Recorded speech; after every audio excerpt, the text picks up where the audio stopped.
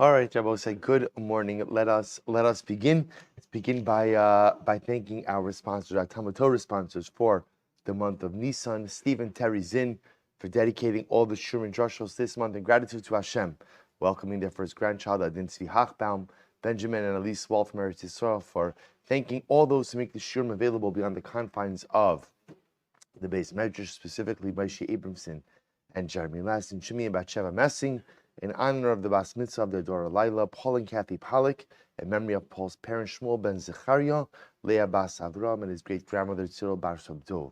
Our week of learning sponsors, Ira and Miriam Grossman. Gratitude to Hashem for providing the ability to return to shul in person, to daf in person, and to thanking those who made the davening and daf available throughout the last year. So with that, let us begin. Today's daf, a lot to do today. Today's daf is Yud Tes, and we are picking up B'mirat Hashem on Yud Ches Amud Beis 18b, and we are picking up at Amar Rabbi Yos. Actually, I think a little bit before. Amar, we did the Komets, I believe, correct? We did the Komets. Right, so let's pick up Amar Rabbi. Fine. So Amar Rabbi with a little bit in the middle over there. So that's 2, 4, 6, 8, 10, 12, 14, about 16 lines up from the bottom. So we're speaking about, again, if one is misnadev, if one goes ahead and pledges the amount of lavona, so they are obligated to go ahead and give over a kometz of lavona. So Amar Rabbi Ilah, klum lamdu kometz ela milech ma'apanim ela mimin chaschotei ma lahalan kometz achas repasal afkan kometz repasal. Fine. Amar Rabbi Yosef, this is what it was. So the Gemara says, Milsad Rabbi Ilah Amra hamisnadev lavona mevia bekumtzo shel kohen. So Rabbi say, so now the shaila is, how do you measure the kmitza? How is the kmitza measured? Remember, because kmitza itself is a subjective measure.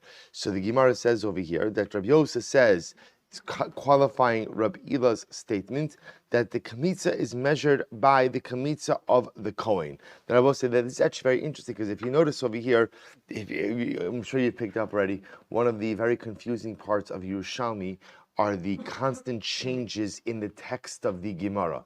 You have, again, different Mefarshim editing the text in a different way, which makes, so if you notice again on the page over here, it says, Bekumso shel Kohen Gadol. If you take a look at the Karban Ha'ida on the right side, it's almost right across the Karban Ha'ida, he writes, Hachi Garsina Misnadi Levona Mevia Bekumso shel Kohen Gadol, V'hachi Perusho, Midiyalif la Milechem Hapanim, Obefayis Nasa v'lo yadinan hey kohen de Misrami v'tzar shia harbe shikmots mimenu gadol shebekohanim. So the Karban Ha'ida says it doesn't mean that you have to use the kamitza of the kohen gadol, but rather what it does mean is that when you go ahead and you pledge you pledge levona, you have to give the amount of the kamitza of the largest kohen on call that day. So I see you look at the guy with the largest hand that day, and it's that amount, that kamitza, that is used to go ahead and size your donation. Pretty incredible. So the Tiklin Chadatin says it a little bit differently, but again, we don't have to. He says over here, if you look in the Tiklin Chadatin, it's all the way on the left-hand side, bottom left of the page. Mils hamisnadev levona mevia bekumtzo shel kohen. Dehoyel delaman b'mincha v'dino ki levona habayim ha'mincha. Af lekula imkim lekula milsa nishra demisharim b'shir kumtzo shel yad hakohen. So it's interesting. According to the Karban Ha'ida, what Rabbi Yosef is saying is that you have to go ahead. What Rabbi Yosef is saying is you have to go ahead and measure it in accordance with the kamitza of the largest kohen on call that day. According to the Tiklin Chadatin, it doesn't have to be the largest kohen, it's just any kohen. But again, both of the opinions will agree that your kamitza is measured in accordance with the size of the kamitza of the kohen. So the Gemara says, the Gemara goes right to the Gemara says, Rabbi Chizkiya b'shem Rabbi Yirmiyah b'afilu b'kamitz habaylim. Rabbi Chizkiya is saying to Rabbi Yirmiyah, no, it doesn't have to be in accordance with the kamitza of the Kohanim, but rather it could even be in accordance with the kamitza of the Bailim. And ultimately, again, once again, the Karban Ha'ida says, Mimincha yalpina v'yachal itein osa l'kol kol yishirtza sheba osa mishmar. Fine, so both say machlokes. So here's what everyone agrees with. Everyone agrees that if you pledge lavona, the amount of lavona you are obligated to give, or the value of lavona you are obligated to give, is a kamitza's worth. How is that kamitza measured? Machlokas. Is it the kamitza of the Kohen? Is it the kamitza of the bailim, of the individual making the neder? Machlokas. Zov. So also remember again, the Mishnah said that if you pledged Zov to the Beis Hamikdash lo yivchos midinar, you have to give at least a dinar coin. Rabbi Lazar v'hu shehiskir tzura. That's assuming that you said, I pledge a coin of gold. So you always say, so if you pledge a coin of gold, then you're locked into the minimum definition of coinage. The minimum definition of coinage is a dinar. Aval, imlo hiskir tzura. But if Allah say you made no mention of coinage, maybe apilit then you could bring even a golden fork. So, it's golden fork. So the Karban Ha'ida says, what's a golden fork? So he says over here, shu mazleg katan. It's a small fork. We'll say the idea being that it's the smallest type of utensil which would be used in the Beis HaMikdash. So interestingly enough, if you pledge a gold coin, then you have to give a dinar. If you just pledge unqualified gold, then halacha lamaisa, all you have to give is even the smallest unit of gold, even a small gold fork. Interesting. Shisha l'nedavas. Well, so remember again, after the Mishnah went through, Mishnah told me there are 13 collection boxes. The Mishnah names the first 7 of them, and then tells you that the remaining 6 refer to Nedava. General donation. Says the Gemara, why Shisha l'nedava? So the Gemara says, Reb Chizkiya Amar Keneget Shisha Bate Avos, corresponding to the 6 Kohanic families. Now, I remember again, there were 24 mishmoros, 24 watches of Kohanim. Each mishmar served in the Beis Hamikdash for 1 week at a time. So on average, a mishmar served, right? And mishmar was a grouping of Kohanic families. A mishmar served in the Beis Hamikdash for 1 day at a time. Each mishmar was divided up into bate avos, right? Was divided up into smaller subgroups, we'll call it families. Each Beis Av served in the Beis Hamikdash for 1 day out of the week, out of that mishmar. On Shabbos, everyone served together. So the Gemara suggests that the 6 donation boxes correspond to the 6 Batei Avos. Bar Padya Amar Keneged Sheish Behemos. Bar Padya says that the six donation boxes correspond ultimately to the 6 type of animals which are offered up. Par, Egel, Soyer, Ayil, Gedi, Tala. Right? A cow, a calf, a sheep, a ram, a kid, a lamb. Shmuel Amar Keneged Shisha Karbanos. Shmuel says it corresponds to the 6 categories of Karbanos. Kinei Zavim, Kinei Zavos, Kinei Yoldos. Those are all the bird offerings for Zavim, Zavos, Yoldos. Chatos, Ashamos, Haminochos, Amincha, Asiris, Haifa. And we'll say Asiris, if you remember again, is the unique Mincha offering for the Kohen Gadol. Amar Rabbi Yochanan, Ayidei Shainadava Meruba Ribui La Shofros Harei. We'll say this is great. Everyone's trying to figure out the symbolism of the six nedava shofros, the 6 nedava. So again, bate avos, or 6 types of karbanos, or 6 types of animals. Rabbi Yochanan said, you know why there were 6? Because there were a lot of donations that were made. So you needed 6 in order to be able to accommodate all of the donations. I will say, it's such a profound yesod. You know, sometimes in life it's good to look for deeper meanings in things. And sometimes it's good just to take things as they are. Sometimes there's not a deeper meaning to things. Sometimes there's just 6 donation boxes because that's the number of boxes you need in order to accommodate the number of boxes, in order to accommodate the volume of donations. And it was an incredible yesod also in human relationships, because sometimes people say something, a person will say something to you, and you ask yourself, well, what do they mean? And sometimes all a person meant was what they said. Not everything has a deeper metaphorical meaning, and you don't have to read into every single statement, and not everything has to be interpreted in some type of relationship context that you're really alluding to this, to that. Sometimes things just are what they are. Sometimes there are just 6 donation boxes because that's the number of donation boxes you need in order to accommodate the flow of donations. An incredible yisod. Ksiv, uchechalosam. That's supposed to say here the Gemara is quoting the pasuk from Divrei Hayomim. This is talking about the restoration of the Beis Hamikdash under King Yehoash. So the king Yehoash, the Beis Hamikdash was decimated, and pretty like it wasn't destroyed, but it was just internally decimated by his mother, Asalia, who was a very evil woman. So when Yehoash goes ahead and essentially does a major capital campaign in order to go ahead and renovate and restore the Beis Hamikdash. So the pasuk they're quoting over here is Ukichalo when they finished. So when they finished collecting the money, they brought the monies before the king. V'yo Yada and the Kohen Gadol. Eshar Kesef Vayaseu Kelim. I'm just reading to you the rest of the pasuk. Vayaseu Kelim Beis Hashem Klei Sharis. So I will say they went ahead and they made utensils. Klei Sharis, service utensils. Service utensils. Okay, so now follow this for just a moment. So they made two collection boxes in the days of Yehoash. Two collection boxes. Top of Yutes. Tani Diberi Bishmo. Nudava Acha. So we'll say, interestingly enough, if you take a look, fine, if you take a quick look at the Karban Ha'eda, he says over here, Ksevo Chalosam Shtein Nudavos Asa, Tebe Melachim Ksev, Vayikach Yoyoda HaKoin, Aron Echad, Vayikov Charbedalso, Vayitin also Eitam Mizbeach Biyamin. Ubedira Yom Ksev, Vayom HaMelech, Vayas Aron, Vayitneu B'shar Beis Hashem, Hachutza, Mashma, the Beis Ranos Asa. So we'll say, what the Gemara is quoting over here is as follows. We have two different psukim. We have a pasuk in Malachim, which actually recalls, when this collection happened, and we have a pasuk in Divrei Hayamim, which also recounts the collection. Now there's a discrepancy. The discrepancy is that the pasuk in Malachim, when it says that they created a collection box, the pasuk says they put it by the mizbeach, by the altar. In Divrei Hayamim, it sounds like they put it outside of the Beis Hamikdash. So therefore, the Gemara says, Rabbi Yonasan says, it's not a contradiction. Rather, how do you reconcile it? Shtei nedavos asa.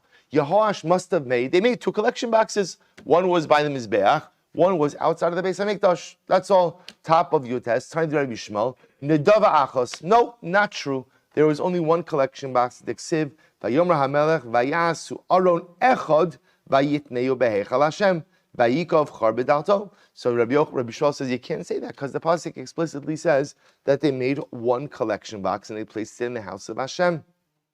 Literally, they made a hole in the opening in order to allow people to deposit money.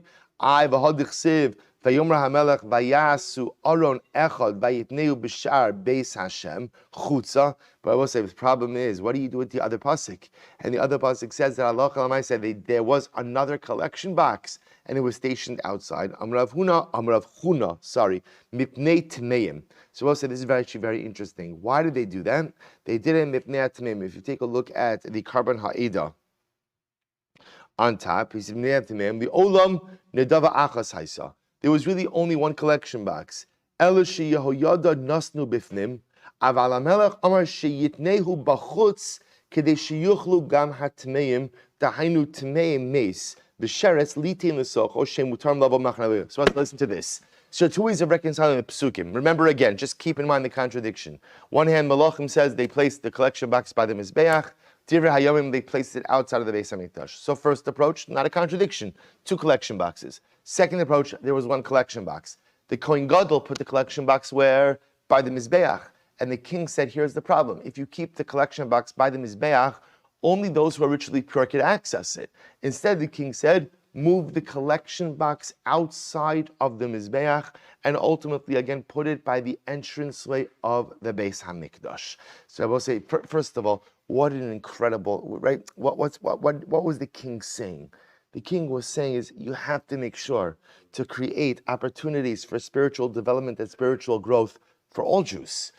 We're not an elitist religion. You can't have the restoration and rededication of the Beis Hamikdash limited to, in this case, the spiritually elite, the spiritually pure. You have to put the nidava, you have to put the collection box outside so that even the tmeim, even those who are ritually pure, have the ability to access it.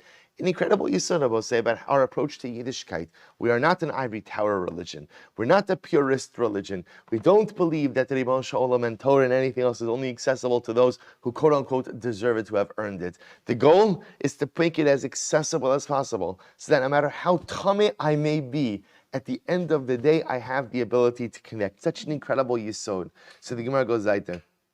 I'm Rav Huna Mneat Meim. So the Gemara says, Rav Chuna b'shem Rav Yosef, Ach lo ya'asa beis Hashem supposed kesa. So I will say this is actually now a little bit of a different discussion. If you take a look at, once again at the Karban Ha'eda, it's all the way on the top of the page. Mamish, the top, second line down. Al Shem Kilomar, Al Karchach Lomar Deshtin Nedavos Hayu.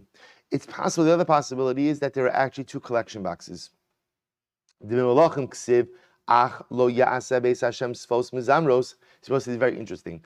In Melachim, it says that they did not use any of the money collected for klei sharis, for service utensils, for instruments. Everything was used for actual, what we'll call actual bedek habayis, actual physical repair of the Beis Hamikdash. But however, he says mina kesef hamuva Beis Hashem ubedivrei hayomim ksiv ukichalosam es shara kesef hayaso kli sharis.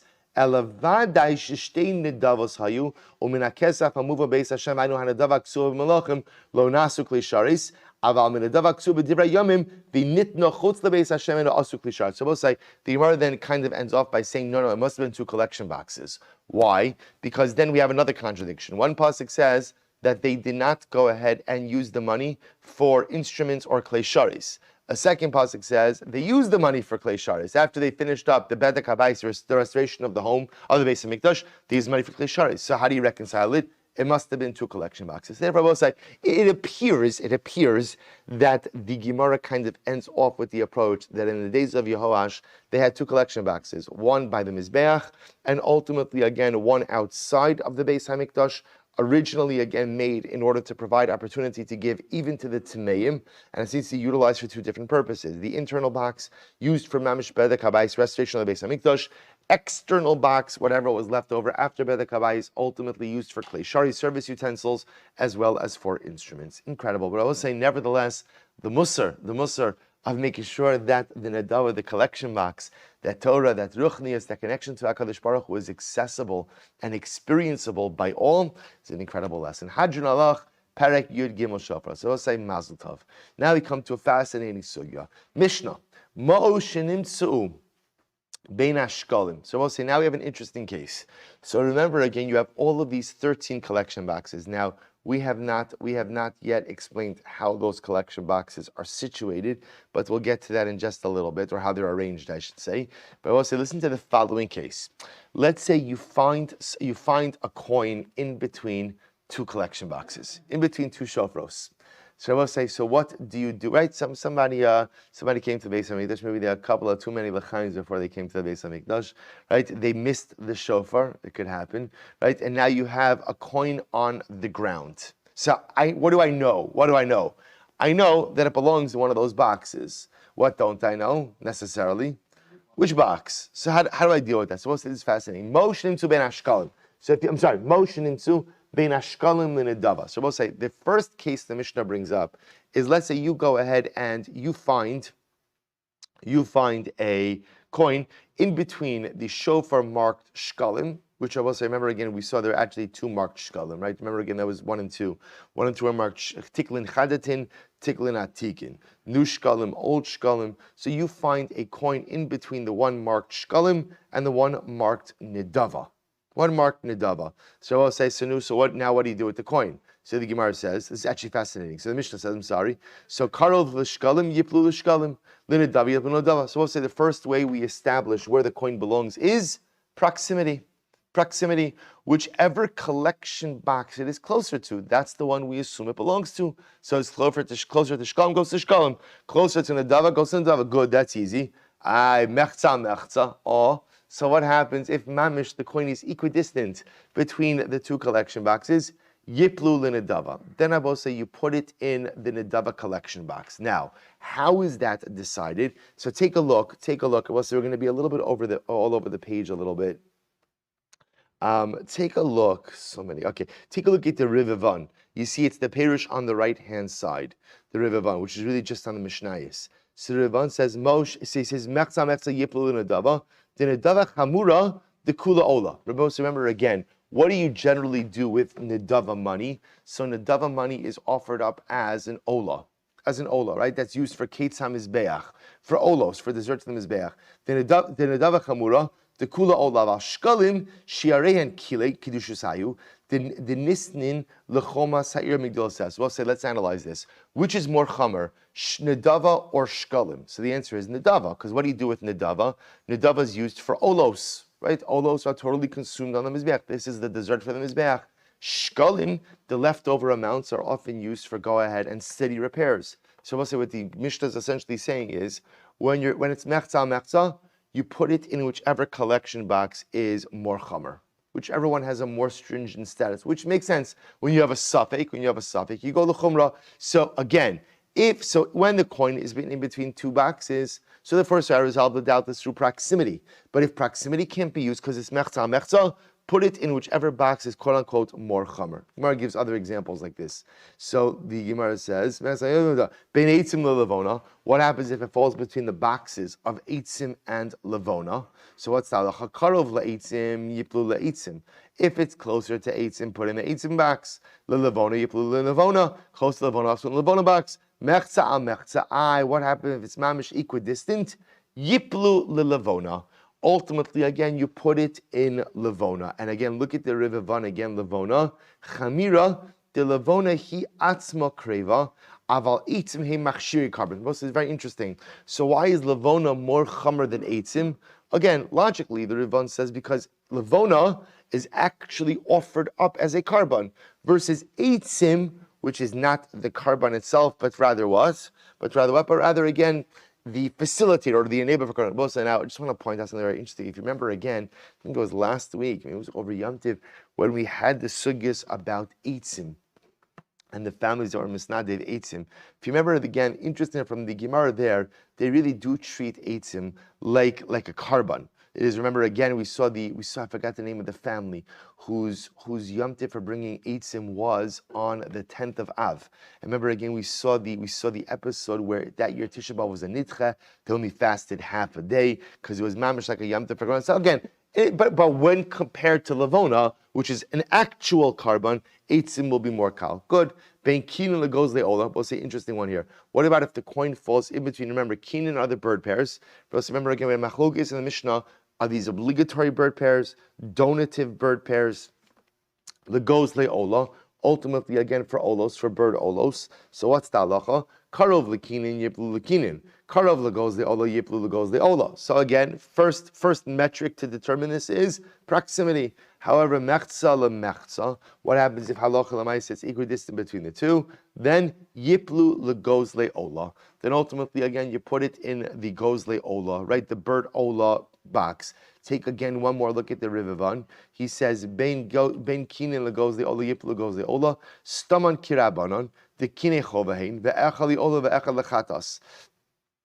V'chatas habasar ne'echal lekohanim, umiyad sheyesh lo shasayt lekohanim ein bo me'ilah. Supposed to listen to this. Va'ola kol chiminatir. Remember again, we had a machlokes by the goes the ola, machlokes Rabbi Hudin the Rabbanon, right? Are the kinim, are the bird pairs being collected over here for obligatory bird pairs, or are they only donative bird pairs? So again, the sort of one points out we pass like the Rabbanon. Therefore, even people who are obligated in bird pairs would deposit their money in the kine, in the kinim, in the bird pairs box. So we'll say what that means is one of those birds was offered up as a chatos, one of them was offered up as an ola. Chatos is consumed by the kohanim and not subject to me'ilah. Therefore, again, the Rivavan points out that the gozle ola was more chamer because an ola is totally consumed on the mizbeach and no part of it goes to the kohen. Bein chulin l'ma'aser sheni. So we'll say that ends the section regarding the collection boxes. So we'll say we'll see. There's a simple klal. There's a simple guiding light principle which informs and guides all of these cases. So the Gemara says bein chulin l'ma'aser sheni. So we'll say now a little bit of a change. What about between chulin and ma'aser sheni? So we'll say, so now remember again, there's a different case. This is I have two piles of money in my house. Right? They have piles of money. Right? So I have a pile of chulin and I have a pile of ma'aser sheni. And now I find a coin in between those two piles. So what's the halacha? Karov l'chulin, yiplu l'chulin, l'ma'aser sheni, yiplu l'ma'aser sheni. So again, first we go ahead and decide based on proximity. based on proximity. So if it's closer to chulin, chulin. If it's closer to ma'aser sheni, ma'aser sheni.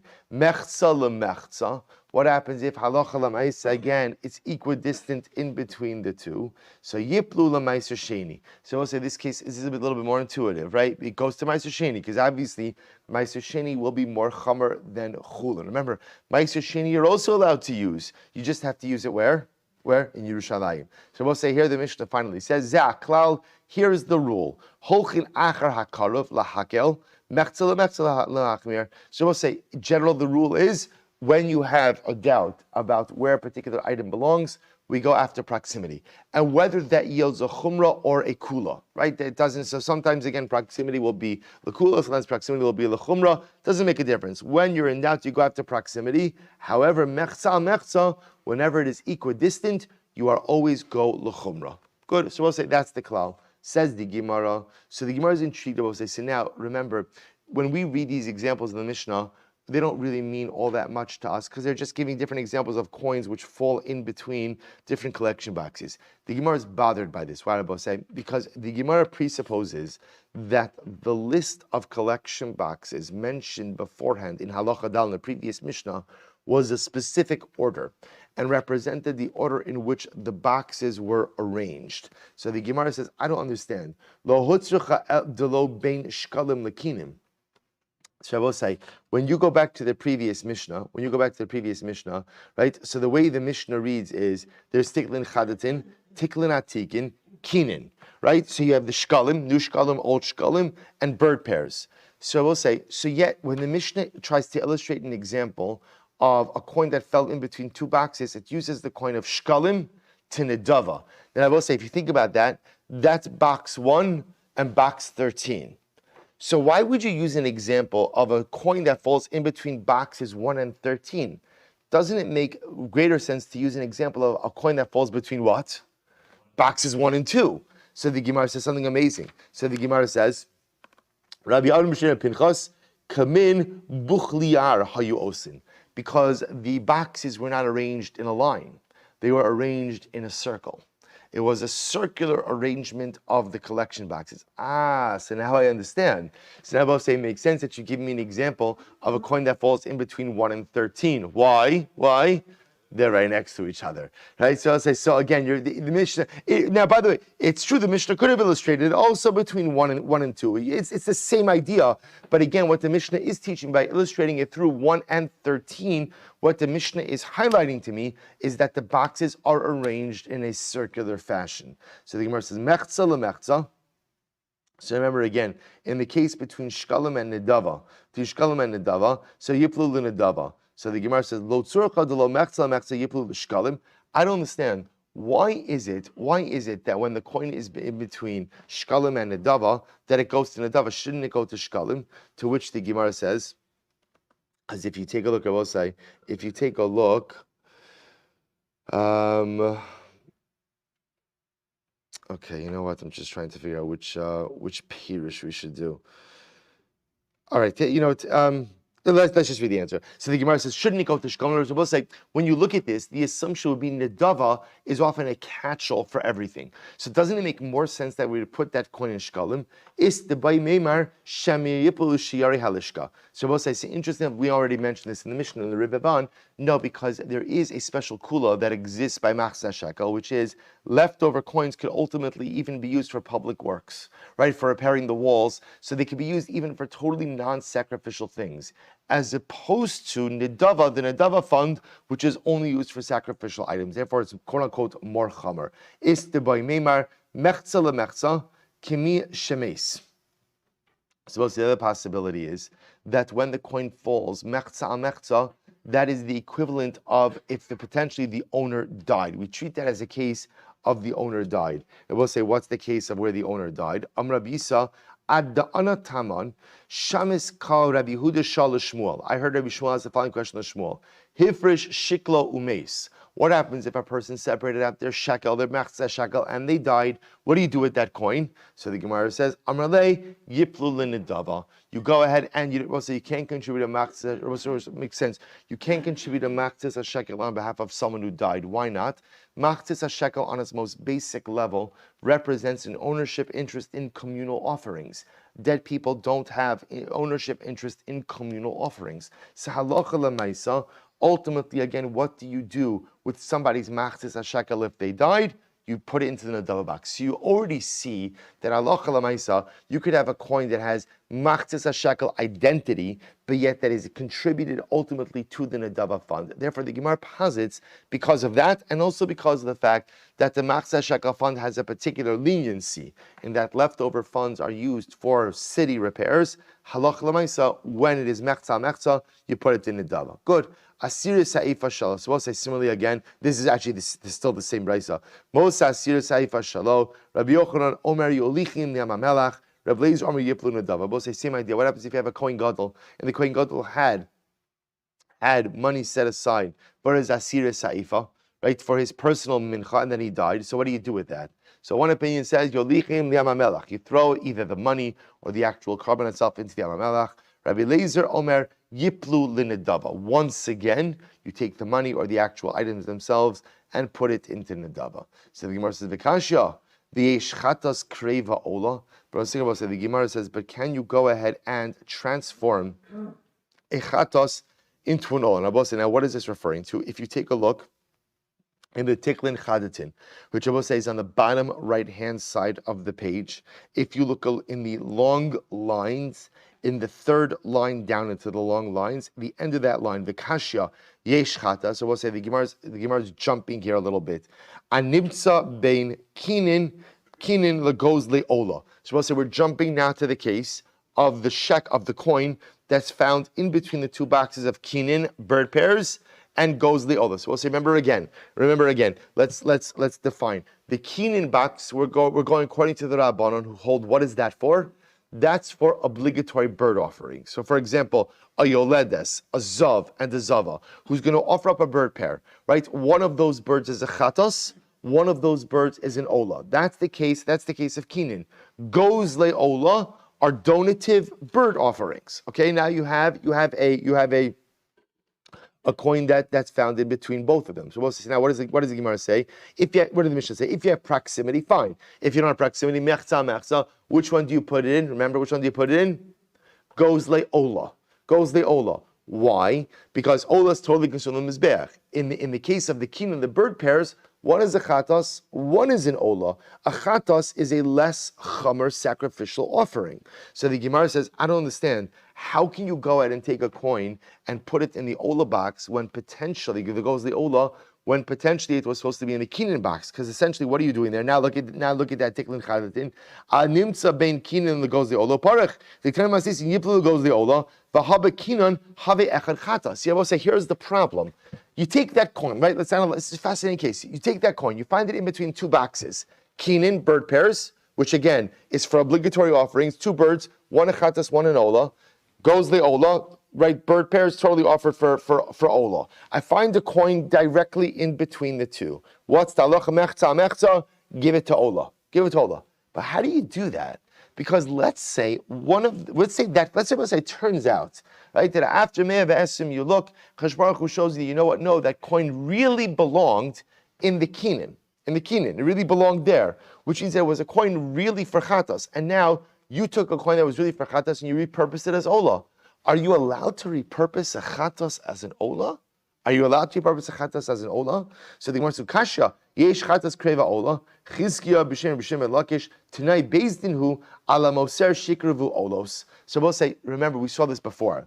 There's a tonight based in, I will say, built in to every single carbon is a fascinating condition, which is that the Beis Hamikdash has the ability to repurpose and to switch the identity of the item until it is actually offered. It's an incredible Tanai, I both say. So it's a built-in Tanai to sacrificial service. Beis Hamikdash has the ability to switch the identity of any sacrificial item until the time that ultimately, again, it is offered up. So if you find a coin that is mechza in between kinin and in between goes le'ola, we go ahead and we put it into the goes le'ola, and now Beis Din has the ability to totally repurpose that coin for olos. The Gemara says, that's fine, but ha'isha zos b'ma hi miskaperes. Rabbi say, but here's the problem. here's the problem. This is incredible. What's the problem? The problem is that works fine from a sacrificial perspective.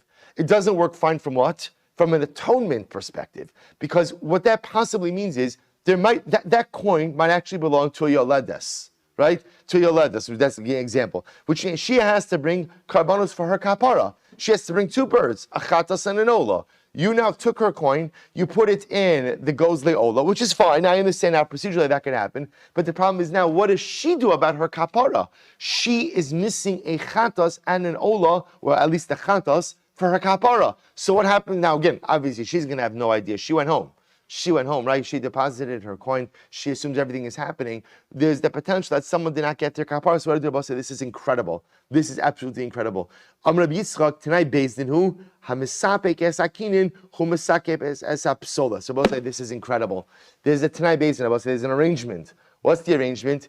If you supply birds to the Beis Hamikdash, if you get that contract, halavai, right? One of you should be zocha to get. I'm not a businessman, but one of you should be zocha to get that contract. So I'll say, so if you get that contract, so remember again, no one gets a contract with the Beis Hamikdash to go ahead and make money. Because we've clearly seen, right? It's Yad Hamikdash Allah Yonah. Beis Midrash always gets the upper hand, financial hand. You get a contract with the Beis Hamikdash because it is a privilege to serve the Beis Hamikdash in some way. If you land that lucrative bird contract, spiritually lucrative bird contract, we'll say what happens is every single time one of these situations comes up, you give extra birds. So in other words, any time a situation like this comes up where we have this suffix coin, so it's true, what is the Beis Hamikdash going to do with the coin? The Beis Hamikdash is going to take the coin and put it in the gozle ola box. But then what they're going to do is they're going to call up their bird guy and they're going to say, listen, we have this suffix situation. We're going to need you to give us 2 more birds that we're going to offer up just to cover our bases. Therefore, the Isha, the woman, will have her kapara through the extra karbanos that are going to be offered up, but the Beis Hamikdash does not incur a loss as a result of it. So we'll put the coin, this is fascinating, we'll put the coin in the gozle ola, but we will actually offer up additional birds as if the coin went into the kinin pot. It's incredible, incredible. I will say last piece over here in this Gemara. So Gemara says as follows: Alo tzurcha. See here, the Gra changes this. The Gemara says lo gasina. He says lo gasina ben kinin liola. I'm sorry. Lo gasina delo ben kinin leitzim ben levona lezav. So he says as follows: Lo tzurcha. The low bein kitoris laitzim lelevona lezav lekapores. So the Gemara says, I'm sorry. So let's read that again. What does the Gra change it to here? He changed it. Lo gasilan the low bein kinan laitzim. I'm sorry, bein levona. So he's supposed to read it. Lo tzurcha the low bein kitoris lelevona lezav lekapores vitanisa besofa zaklal holchin achar akarov mechza lemechza rachner. So we'll say if you take a look at the Tiklin Chadatin, he says over here as follows. Lo tzricha delo ben kinin. If you take a look at the last, it's about 7 lines up with the chadatin. Ben kinin v'chi lo hayotzarich lemisnei benimtza ben kinin laitzim or ben levona lezav dechasham asisim deshofros lehel. So I will say ultimately again the Gemara just points out, why don't you add in additional cases? In other words, there are more cases than the ones that you mentioned. To which the Gemara says, we bring down certain cases for illustration purposes, but then obviously at a certain point, the Mishnah just lists what? Just lists the klal, just lists the rule. And the rule is zaklal holchin achar akarov mechza al mechza lahachmer. Good. So we'll say, so again, this case must have come up in the Beis Hamikdash, I would assume on a fairly frequent basis. People miss the shofar or whatever happens. You could also have, people miss the shofar. Now we know, number one, proximity. In the absence of proximity, ultimately go ahead and give it to the one that is more machmir. Beautiful. So we'll say, once we're on this topic now, the Gemara brings other examples of this case. But we'll say money that you find in front of animal salespeople, right? Animal merchants. But we'll say these are the people from whom you would purchase animals from. So we'll say the assumption is that money is always meiser sheni. Obviously, we are talking about animal salespeople, animal merchants. Is that the right word? Animal merchants, animal brokers, right? Animal merchants in Yerushalayim. So you find money in front of animal merchants in Yerushalayim. You must assume that is meiser sheni money. Why, Rabbosai? Because people would bring their money to Yerushalayim, Meiser Sheni money to Yerushalayim, and they would use it to buy food. So you find money in front of an animal merchant, you must assume that that is Ma'os Meiser Sheni. So the Gemara says, Baharabayis Chulin. Interestingly enough, if you find money on Harabayis, you assume it's Chulin. And this is pretty amazing. First of all, because you're not allowed to bring money onto Harabayis, right? In other words, individuals are not allowed to bring money onto Harabayis. You don't bring your wallet, you don't bring your walking staff, and you don't bring your shoes onto Harabayis, right? So which is an incredible yisod. Now, is there money on Harabayis? Of course, there's money on Harabayis. Where's the money on Harabayis? Is a temple treasury, right? You see, there's a lishka. But interestingly enough, the Gemara therefore says any money you find on Harabayis, you assume is chulin. Ubi Yerushalayim b'shayimos hashana. We'll see why that is. B'Yerushalayim b'shayimos hashana. Yerushalayim throughout the rest of the year chulin. Money you find in the street, you assume is chulin. Ubishas haregel hakol meiser. Rabbi said at the time of the regalim, you assume that all money you find in Yerushalayim is meiser sheni, which makes sense. Why? Because Rabbi said the pashtos, very often people, you don't necessarily run to Yerushalayim with your meiser sheni money as soon as you have it. You're going to be going to Yerushalayim a minimum of 3 times a year anyway, right? You're going to be going with your mishpacha miras Hashem, and you're going to be there for Yom Tiv. So b'pashtos, many people just took their meiser sheni money with them on the regalim. So in general, money you find in Yerushalayim throughout the year will be chulin, but money you find in Yerushalayim during the regalim will be meiser sheni. Incredible. Basar shenimtza ba'azara. So I will say, listen to this. What if you find meat? What if you find meat in the azar, in the courtyard of the Beis Hamikdash? So what's the status of the meat? Evarim olos. If you find limbs, if you find limbs, you assume that it's olos. You assume it's olos. Chatichos. If you find slices of meat, you assume it's a chatas. Now I will say, now why that distinction? Very simple. Olos, an ola is not consumed. Therefore, it was just burnt. It was burnt in the foot, intact in a limb. Chatos was consumed. So because it was consumed, what did the Kohanim do? They sliced the meat. See, I will say, slicing meat takes time. The only time a person is going to invest the time in slicing meat is when? When you're going to eat it. I will say, which is an incredible musar. Only invest time in things that you are going to benefit from. If there is no benefit in something, do not invest the time. No one invests time in slicing ola meat. Why not? It's getting burnt on the mizbeach. Chatos you're going to eat. Invest, and I will say, how many times in life do we invest time in things that are totally not fruitful? How many times do we invest time in things that are not going to yield any payros? It's not beneficial. It's not going to get me anywhere. It's not going to give me anything. It's not going to advance my life agenda. We spend our lives slicing olos. And for what? Because it feels good, it looks good, it makes it nice, it makes it pretty. That's fantastic. And what do you have to show for your investment of time? Chas v'shalom, absolutely nothing. Only invest the time in the things that are truly fruitful, truly necessary, and truly meaningful. So the Gemara goes like, Yerushalayim, what happens if you find meat in Yerushalayim? Zivchei shlamim. You assume, ultimately, again, if you find meat in Yerushalayim, you assume that it's shlamim. Now, we'll say now, in all of these cases, when you find meat, zev v'zet to ubar tzuraso v'eitzila beis hasreifa. Ultimately, again, you can't consume it. Now, we'll discuss why you can't consume it. B'pashtos, again, I'll just tell you can't consume it because halacha l'maisa, once you have hesech hadas, once you have a lapse of awareness, ultimately, again, regarding karbanos, they are no longer fit for consumption. So remember, anytime you quote-unquote find something, what does that by definition mean? Right? That somebody wasn't paying attention to something, right? Or somebody just let it out of their sight. So once there's a lapse of awareness, you can't eat it anyway. So what happens? To ubar tzura, so you have to let its form change. You let it sit overnight, and ultimately, again, you take it out to go ahead and burn it. You burn it to base, which I will say, again, so much muster in all of this. Do you know what happens ultimately when there's hesech hadas? Right? When you lose your awareness, right? When there's a lapse of awareness, when you forget what you're supposed to be doing in life, when I forget which direction I'm supposed to be going down, when I forget my goals, my aspirations, right? I end up destroying things. Life is all about attentiveness. Yesterday we spoke about commitment, right? We spoke about consistency. Well, the next most important thing is constant commitment and awareness, right? An awareness of things. Hesech hadas is the greatest Yetzer Hara. It is so easy to lose my way. It is so easy to lose my concentration.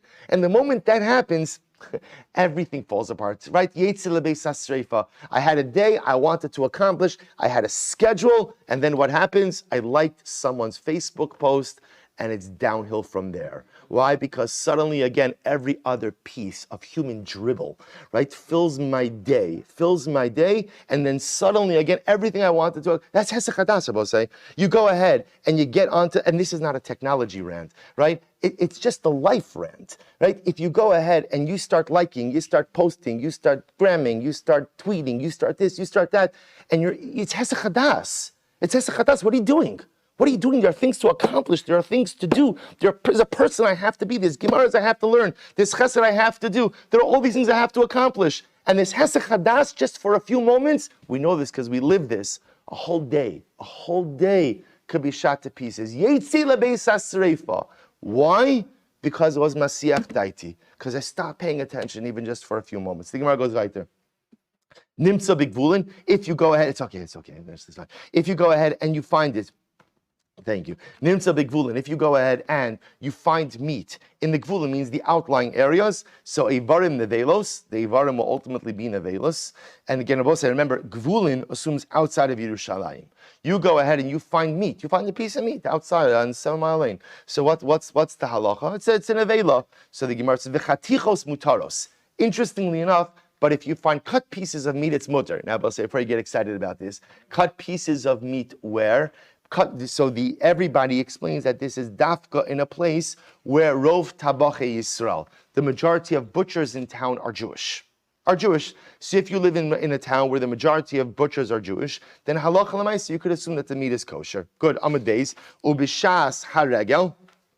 Now, I will say this last line is a little bit cryptic. At a time of the regel, one of the regalim, Shabbos meruba, where there's a proliferation of meat, because everybody's eating meat on Yom Tiv, af ivarim mutaros, even limbs found in the street are going to be mutar. Now, both say, it appears, according to most of the Mefarshim, this is incredible, that this statement is not in the Beis Hamikdash, Yerushalayim. This statement is in any Jewish community. So I'll say, in a regular Jewish community, let's say again, in this case, where the majority of butchers, rov tabach Yisrael, the majority of butchers are Jewish, see if you find the whole limb, you have to assume it's treif, right? It's an nevela. If you find a piece of meat, which means just a cut piece, a butchered piece, then you could assume that came from the majority of butchers, which are Jewish, and therefore it's mutar. This last line about say seems to be indicating that I'm not in Yerushalayim. I'm having Pesach. At home, right? I'm having Pesach in my community and in Baltimore, and the majority of butchers are Jewish. Even when I find a limb, it's going to be mutar. Why? Because on Yom Tiv, everyone eats more meat, and therefore there's a proliferation of meat. That proliferation of meat, we could assume, comes from the Jewish butchers. An incredible halacha. Says the Gemara, Lo tzricha delo b'harabayis kodesh. So the Gemara says, I don't understand. You told me that money found on the harabayis is chulin. How could that be? I should read it as a question. Is it possible to say that money found in the Beis Midrash is not kodesh? If you take a look at the Karban Aida, he says top right. Parach lo tzurcha lo havi leilatana lamasni ela b'harabayis kodesh devade mitrumas alishka naval shar ein adam rashay lichnos l'shamamos shrum sadino. I don't understand. How can you tell me that money found in the harabayis is chulin? At the end of the day, you're not allowed to bring your money. So if you can't bring your money, the only money found on the harabayis is Beis Hamikdash money. Isn't Beis Hamikdash money kodesh? To which the Gemara says, "So lo tzurcha de lo harabayis kodesh." Rabbi Chia b'shen Rabbi Yochanan chazaka shena kohen motzi min alishka maos adshu mechalalan ala behema. Both is very interesting. Another fascinating procedural idea. The kohen only takes out money, or I should say, before he removes it from the lishka, he's already deconsecrated the money on the animal. So we'll say it's actually very interesting. So before the coin even, he goes into the lishka, he takes it out, and even before he goes in and takes it out from the lishka, halacha lamaisa, he's deconsecrated it, which is actually, so by the time the money comes out from the lishka, it's already chulin. See, interestingly enough, the only money you're going to really find on the harabayis is Beis Hamikdash money, which has been deconsecrated. Incredible. Basar shenimtza. So let's talk a little bit about this meat that was found. Rabbi Elys Wohl, hisio das taun ibertzra. So remember again, we said before that even though Under certain circumstances, you could assume that the meat that you found is sacrificial meat. It's not the pshat that you could eat it. You still have to go ahead and burn it. And why is that? Because since there was hesach hadas, since there was a lapse of awareness, therefore tubat raso. Tubat raso was you have to let its form change, which means you let it sit overnight and then you burn it. Am Rabbi Oshia, mas nisin amar came tubat raso v'yesi lebeis hasreifa. Am Rabbi Yosi, v'yeos la'achlo in at yachol shema niskalkel tzuraso.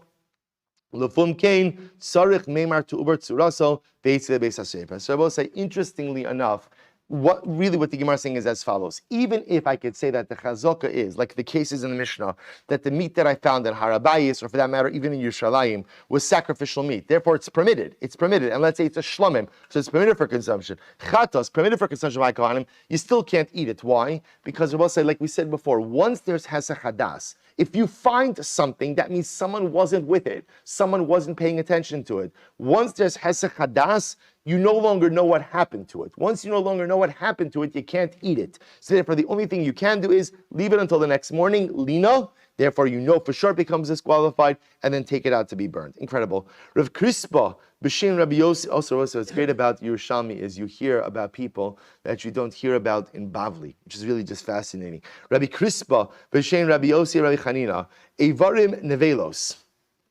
So I will say, so remember again, we said before that when we find limbs, right, when we find limbs outside of Yerushalayim, we assume them to be nevelos, right? You find a whole limb of an animal in outside of Yerushalayim, you assume it to be a nevela. So lokin alav mishum nevela. So, and if you eat it, you're chayiv, you get malchus because of nevela. Good. Mas nisan amrikein. And yes, the Mishnah in fact says this: evari nevelos vechatichos mutaros. If you so remember again, you live in a city where the majority of butchers are Jewish. If you find a whole limb, you have to assume it's a nevela. But if you find sliced pieces of meat, you could assume ultimately that it's mutar, that it's kosher. So the same way chatichos mutaros lo mamish. So Rabbi say when we say the chatichos are mutar, doesn't that literally mean that you could eat the pieces of meat? And the same way that we literally mean that just like the chatichos are mutar, the slices of meat are mutar, because we assume the chazok is they came from a kosher butcher, so too the nevela is mamish asra because of nevela. And if you eat it, you're going to get the malchus for eating nevela. Rav Crispa, B'Shem Rabbi Yossi, Rabbi Chanina, im hayu meruchazos mutaros. Rabbi says it's very interesting. Rabbi Crispa adds in one thing: if the limbs were strung together. So we'll say if the limbs were strung together, then it's mutar. And we'll say, now what does this mean? If you take a look at the teklin chadatin on the left-hand side, we'll have to stop with this. He says, mechurazos mutaros kshuros bechut. If you find limbs of an animal that are tied together with a string, lefi shein, it's mutar. Why is it mutar? Lefi shein derech lachros nevelos uvelachein af evare mutarim begvulin. This is actually very interesting. So generally, people don't string limbs of nevelos together. If you find limbs of an animal strung together, what does that indicate? That is a premeditated act. If it was a premeditated act, kavana, that means somebody wanted these limbs. So b'pashas, that came from the butcher, did not come from the nevela. So therefore, I will say just an interesting qualification of Crispa says that even though we normally assume that a limb of an animal that is found is a nevela, and therefore again cannot be consumed, and if you consume it, you get malchus.